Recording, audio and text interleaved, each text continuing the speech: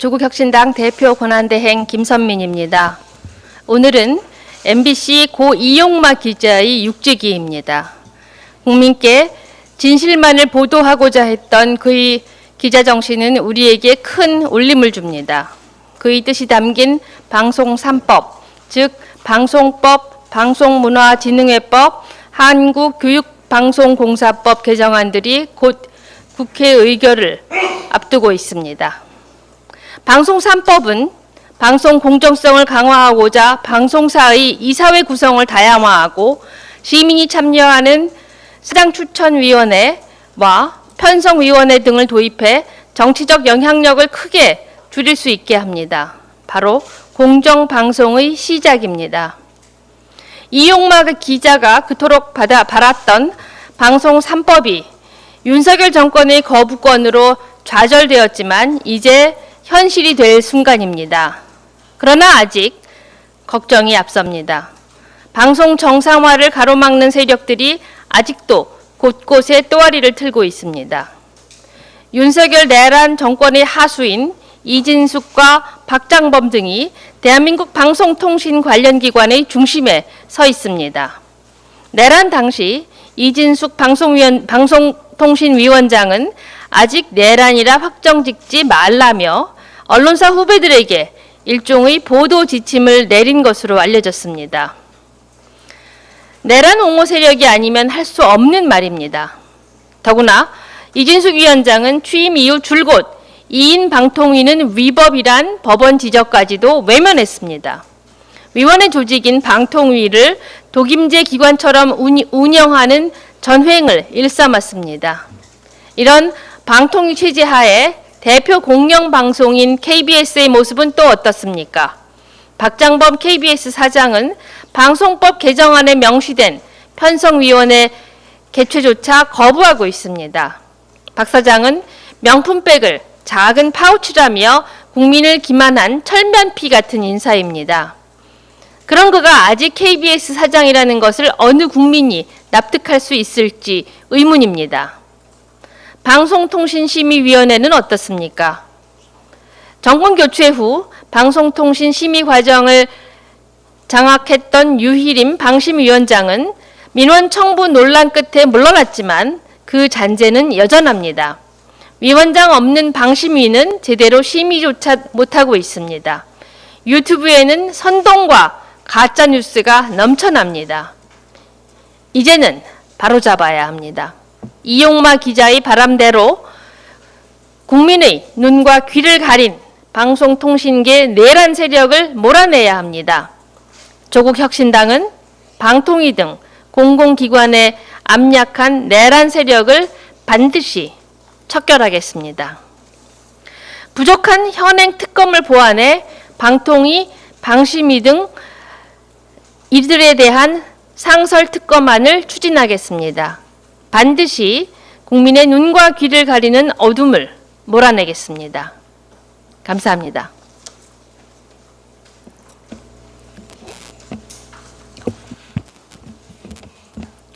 원내대표 서왕진입니다. 검찰개혁과 정치개혁 두 과제는 새 정부 임기 초 반드시 완수해야 할 미뤄질 수 없는 책무입니다. 지난 18일 이재명 대통령은 검찰개혁을 두고 국무회의에서 공론화 과정을 거치되 졸속은 안 된다고 강조했습니다. 김민석 총리 역시 조율할 시간을 충분히 갖는 것이 바람직하다는 입장을 밝혔습니다. 어제 20일 대통령과 민주당 지도부 만찬에서는 우선 정부조직법의 수사기소분리대원칙을 반영하되 공소청법, 중수청법, 형사소송법 등 구체적인 검찰개혁 개별 입법에 대해서는 추가적인 공론화 과정 등을 거쳐 추진하는 것으로 정리한 것 같습니다. 국정을 책임지는 대통령과 정부 입장에서 큰 파급력이 있는 개혁 입법을 추진함에 있어 철두철미한 준비와 신중한 접근이 필요하다는 입장은 충분히 이해할 만합니다. 검찰개혁이라는 시대적 과제를 굳건히 추진하되 그것이 국민의 기본권을 침해하거나 민생의 불편을 초래하는 졸속이 되어서는 안 되기 때문입니다. 그러나 동시에 정부의 이러한 신중함이 혹여라도 검찰 개혁을 지연하거나 개혁의 내용을 완화하는 신호로 해석되게 하는 것 역시 철저히 경계해야 합니다. 이제는 정부가 더 책임 있게 더욱 능동적으로 나서서 검찰 개혁을 속도감 있게 흔들림 없이 추진하되 현장의 혼선과 국민 불편이 초래되지 않도록 세밀하고 정교한 방안을 제시해야 합니다. 정치개혁 과제도 반드시 집권 1년 차인 이번 정기국회에서 매듭지어 결실을 맺어야 합니다. 지난 4월 15일 민주당과 조국혁신당을 포함한 개혁 5당이 발표한 원탁회의 선언은 내란을 청산하고 완전히 새로운 대한민국을 만들기 위해 필수적인 탄탄한 연대의 실현을 위한 기본 전제입니다. 그 핵심에 정치개혁 과제가 담겨 있습니다. 교섭단체 요건 정상화는 이미 법안과 국민청원이 동시에 운영위원회에 올라와 있습니다. 국회 구조를 바꾸어 더 다양한 민의가 반영되도록 하는 것은 그 자체로 민주주의의 질을 높이는 일입니다. 빛의 광장에 다양한 목소리를 담아내는 길입니다. 기초의원 선거구도 지역에 밀착된 민의를 받들 수 있도록 기존 2, 4인 선거구를 3, 5인 중대선거구로 개편하고 결선 투표제 도입 역시 내년 지방선거에서부터 본격 적용될 수 있도록 속도를 내야 합니다. 작은 정치적 계산으로 머뭇거릴 때가 아닙니다. 정치개혁 논의를 개별 정파의 이해 각축 정도로 인식하는 것은 단견입니다. 정치개혁은 한국 정치의 후진성을 상징하는 거대 양당의 극단적 진영 정치를 극복하기 위한 절체절명의 과제이자 국민 주권과 민주주의의 진전을 위한 필수 과업입니다. 검찰개혁 완성과 정치개혁의 성과, 이 두 가지는 이재명 정부가 임기 초 국민 앞에 내놓을 가장 큰 업적이자 약속이 될 것이라고 확신합니다. 개혁의 시계는 이미 움직이고 있습니다. 국민이 요구하는 변화의 시간을 우리 모두가 함께 책임 있게 지켜내야 합니다. 조국혁신당은 국민께 드린 처음의 약속대로 나아가겠습니다. 이상입니다.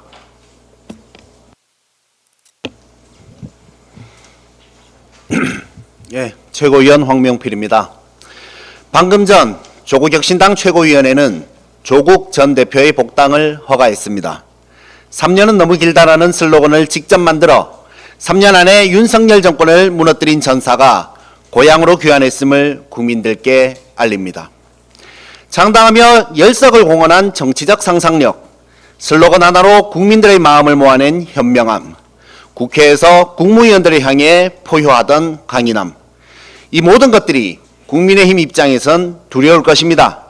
이미 자신들의 총선 백서에서 국민의힘은 조국혁신당 창당이 총선 패배의 주요 원인이라고 인정한 바 있죠. 겁먹은 개가 짖는다고 얼마나 조국이 두려웠으면 복귀하자마자 소고기 먹은 것은 왜 말 안 하냐며 따집니다. 허세가 좀 있어서 비싼 거 먹으면 꼭 인스타에 올리는 제 친구 같은 놈도 있는 것이고, 비싼 거 먹더라도 그런 거 못 먹는 사람들 생각해서 안 올리는 사람도 있는 것인데, 세금으로 오마카세 먹은 원희룡은 문제가 없다던 국민의힘이 사위 돈으로 고기 먹은 조국에 대해서는 광견병 걸린 마냥 난리를 칩니다. 이렇게 공사 구분이 안 되는 분들이라 울산과 강원에서 도로나 휘고 앉았던 것이죠. 국정 운영을 개파친 것에 대해서는 반성도 없이 지금 된장찌개 갖고 떠들 때입니까? 부끄러운 줄을 알아야 알 리가 없죠. 저는 어제 피자와 떡볶이와 치킨을 먹었는데 짜증나게도 국민의힘에서는 아무도 궁금해하지 않습니다. 저도 더 유명해져야 되겠습니다. 그런데 언론은 왜 이렇게 메뉴에 진심입니까? 조국 장관의 집 앞에서 기자들은 어떤 메뉴를 먹었나요? 몇 그릇 시켰어요? 찌개류를 먹었나요? 아니면 짜장면 짬뽕 같은 것을 먹었나요? 따위의 질문을 던지며 즐겁게 웃고 있었습니다. 메뉴는 궁금하고 실체적 진실은 궁금하지 않던가요? 박근혜가 마련한 오찬 앞에서는 손을 모으고 다소곳하던 기자들, 윤석열이 마련한 김치찌개와 계란말이를 먹이며 김건희와 셀카 찍으며 밝게 웃던 것과 너무나 대조되는 모습, 그것이 처음 기자가 되기로 결심했을 때 상상한 모습은 아닐 것입니다. 내가 조국을 작업했다고 한 최성해의 말을 들었다면 진실을 밝히기 위해 노력하는 것이 올바른 언론인의 자세 아니겠습니까? 그런 기자들이 더 많아지길 기대합니다. 국민의힘 당대표 선출이 코앞으로 다가왔습니다. 슬로건들이 기가 막힙니다. 보수 혁신 미래 장동혁, 혁신의 힘 조경태, 혁신 당대표 안철수. 기자님들 이거 띄어쓰기 잘하셔야 됩니다. 혁신 당대표 아니고요. 혁신 당대표 안철수입니다. 강하게 선명하게 김문수. 4명 중 3명이 혁신을 내세웠는데 우리 조국 혁신당 입장에선 좀 당혹스럽네요. 무슨 혁신을 하겠다는 것인지, 지금 그 당에서 혁신이 가능한 것인지 의문입니다. 지금 사이비 종교에 완전히 장악되어 있지 않습니까? 김기현은 전당대회에서 52.93%, 24만 4,163표를 득표해 당대표에 당선됐습니다. 문학적이지만 이과 출신인 제가 역산을 해보니 총 투표수는 46만 1,300표 정도고, 홍준표 전 의원이 주장한 신천지 10여만 명과 특검이 발표한 통일교 3만여 명을 합하면 이들 종교단체와 결탁해 거저먹는 표가 최소 약 33에서 35%가 됩니다. 이들 종교단체는 자신들의 이권을 위해 조직적으로 신도들을 동원했고, 국민의힘은 그것이 정당법을 위반하는 범죄임을 알면서도 이용했습니다. 권성동이 받았다는 현금이 든 쇼핑백은 덤이었죠. 이런 정당의 대표가 누가 되든 당내 구조가 저 모양이면 대한민국에는 불행일 수밖에 없습니다. 깔끔하게 해산하고 새롭게 갑시다. 그 이후의 혁신은 우리 조국 혁신당이 한 수 가르쳐 드리겠습니다. 최고위원 차기훈입니다. 이틀 전 국회 기재위 전체 회의에서 일부 야당 의원들은 노란봉투법을 거론하면서 미국과의 통상 협상에 따라 기업이 해외 투자를 하는 것인데 노조가 파업을 하면 기업들 입장에서는 샌드위치 신세가 되지 않겠나 하고 이야기했습니다. 한마디로 이번에 노조법이 개정되면 경영 사항에 대해서도 파업을 할 수 있게 되어 통상 협상의 걸림돌이 되고 결국 국익에 도움이 안 된다는 취지입니다. 하지만 이는 사실이 아닙니다. 헌법 제33조는 노동 3권의 목적을 근로 조건의 향상을 위하여라고 규정합니다. 또한 노조법 1조의 목적은 근로 조건의 유지 개선과 근로자의 경제적 사회적 지위의 향상이라고 되어 있지만 정작 노조법상 노동쟁의 대상은 근로 조건의 결정에 관한 주장의 불일치로 엄격하게 한정하고 있습니다. 그러다 보니 그동안 가장 중요한 근로 조건 중 하나인 고용과 관련된 것임에도 정리해고를 막기 위한 쟁의가 불법 파업이 될 수밖에 없었습니다.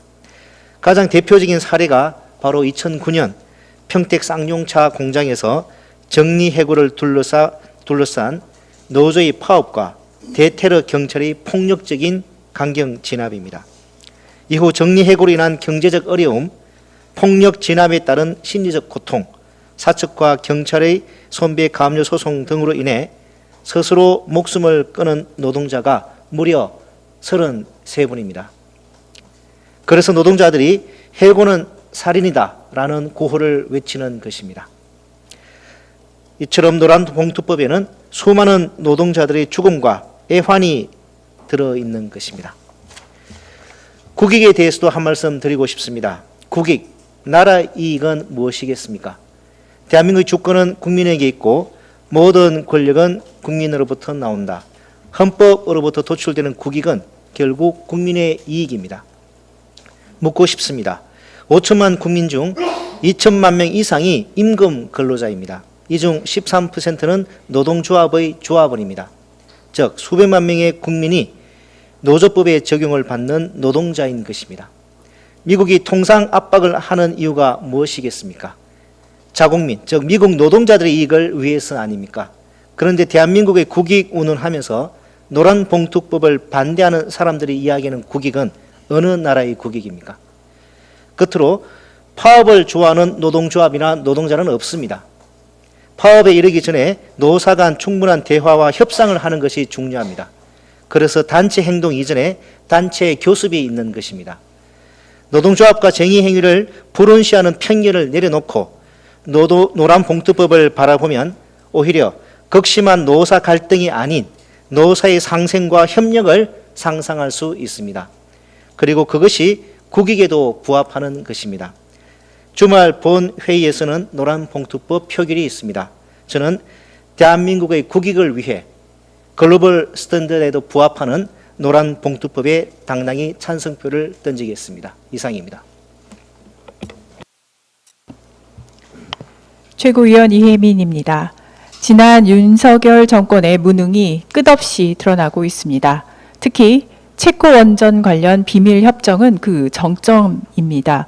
충격적인 것은 이 굴욕적인 계약이 지난 1월 12.3 비상계엄으로 나라가 혼란에 빠져 있을 때 체결되었다는 사실입니다. 저는 이미 지난해 10월 국정감사에서 이 문제의 심각성을 지적했습니다. 당시 저는 수출 통제 문제와 지적재산권 문제에 대비한 전략을 질의했지만 한수원은 관련 자료 제출을 거부했습니다.